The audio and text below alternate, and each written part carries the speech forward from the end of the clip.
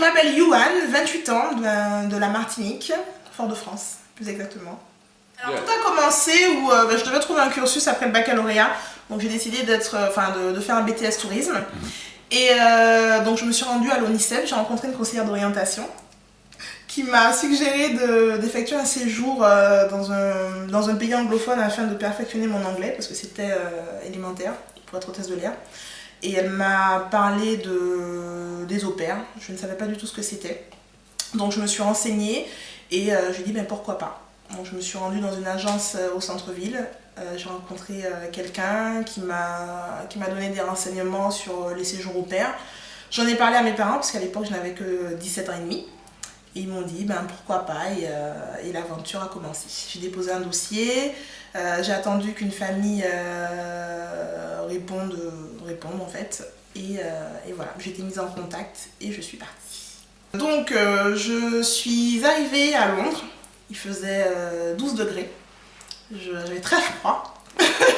Je revenais de ma Martinique où il fait 30 degrés du 1er janvier au 31 décembre. Donc j'avais très très froid et j'étais très triste. C'est la première fois que je partais loin de ma famille. Et donc je suis arrivée chez la famille Sokan. Je peux citer le nom, oui. La famille Sokan, donc c'est une famille africaine du Nigeria. Donc où il y avait le papa, la maman et les 3 petites filles. Une petite de 5 ans, une autre de 9 ans et la plus âgée qui avait 12 ans. Donc, famille très agréable, très sympathique, parlant anglais bien sûr, et moi avec mon anglais scolaire, donc good morning, how are you, au début.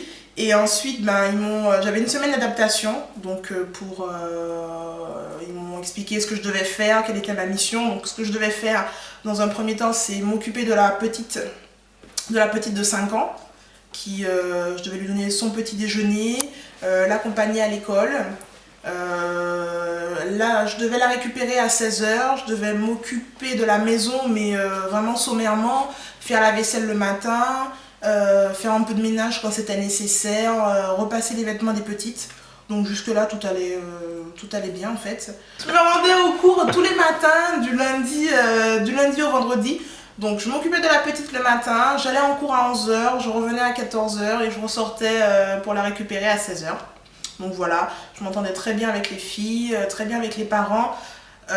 C'est vrai que je fréquentais d'autres jeunes filles au pair qui étaient dans le même cas que moi, qui avaient des tâches beaucoup plus, beaucoup plus sérieuses que les miennes.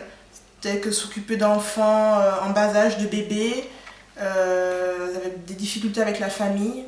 C'est vrai que je ne m'ai pas vraiment concernée, à part le caractère des parents, donc il fallait faire avec, parce qu'ils avaient une culture différente de la mienne. Voilà, donc j'ai pas vraiment eu de problème, on va dire, avec ma famille. Ils ne me demandaient pas plus que ce qui était prévu au contrat, tel que faire la vaisselle le matin, repasser les vêtements des petites et accompagner la petite de 5 ans à l'école et la récupérer. J'avais pas plus de tâches à faire, mais il faut savoir en effet que les tâches peuvent être beaucoup plus importantes à effectuer. Après, voilà, des tâches quotidiennes, ce qu'on fait tout le temps chez soi. Voilà. Qu'est-ce que ça m'a apporté? Mais déjà, de l'indépendance, parce que je me suis retrouvée, on va dire, oui, toute seule, sans famille, pendant 1 an. L'indépendance financière, puisque oui, j'avais ma rémunération tous les vendredis soirs pour aller faire la fête, donc ça c'était bien. J'avais mon argent de poche, donc je devais gérer, payer mes cours, faire en sorte de m'amuser, mais voilà, quand même économiser, parce que fallait repartir au bout d'1 an. Ça m'a apporté, qu'est-ce que j'ai déjà dit, le fait de côtoyer une famille, une culture différente que la mienne, puisque j'avais à la fois la culture anglaise et la culture nigériane, donc il fallait que je fasse avec les deux, donc ça m'a apporté beaucoup. J'ai découvert oui, une autre culture que la mienne. Et puis surtout ce pourquoi je suis partie déjà, parler anglais couramment. Parler anglais avec des enfants, ça permet de parler l'anglais basique. Déjà commencer par ça, l'anglais basique, et ensuite découvrir, aller à un niveau supérieur.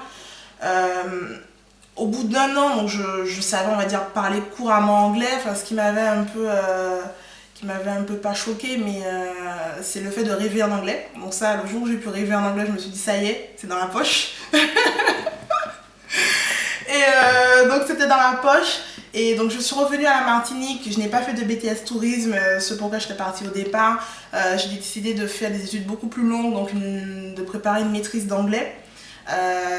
Heureusement, grâce à mon séjour au pair, je n'ai pas effectué la première année de DUG, enfin les deux années de DUG même, parce que j'ai pu avoir une validation des acquis par rapport à mon séjour et par rapport au fait également que j'avais décroché entre guillemets le First Certificate, donc qui est un examen qu'on passe dans les universités anglaises. Donc j'ai pu avoir une validation des acquis, donc j'ai évité la première année, j'ai fait quelques cours de deuxième année, donc ça allait très vite. J'ai accédé à la licence, j'ai eu ma licence d'anglais. Après j'ai décidé de faire d'être professeur des écoles, que j'ai laissé tomber d'ailleurs. Et ensuite je me suis redirigée vers le milieu bancaire où en effet mon cursus, ils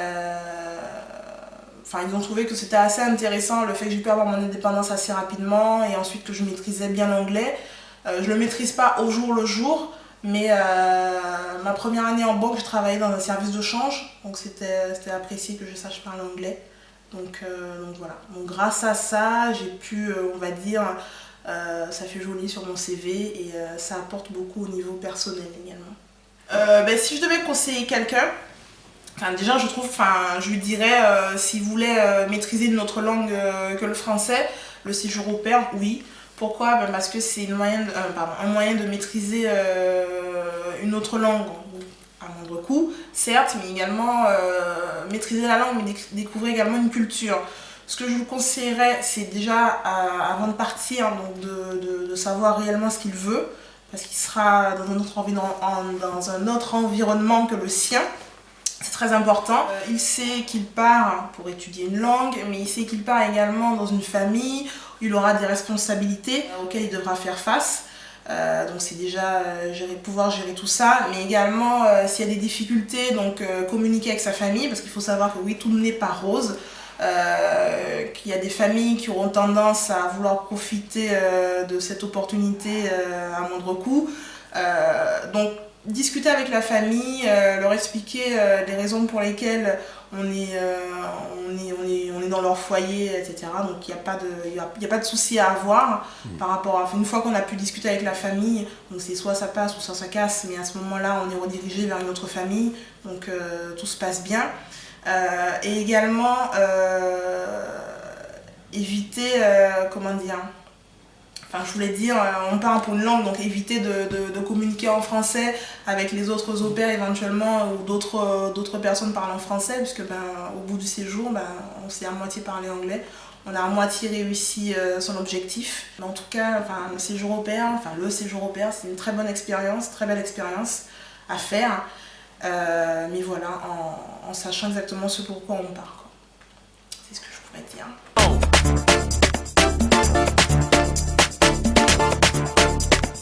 Inscrivez-vous sur Carrie Blanc, parce qu'avec Carrie Blanc, le monde vous sera plus étranger. Non, ça fait trop. Surtout, alors n'hésitez surtout pas à vous inscrire sur Carrie Blanc, parce que avec Carrie Blanc, le monde vous sera plus étranger.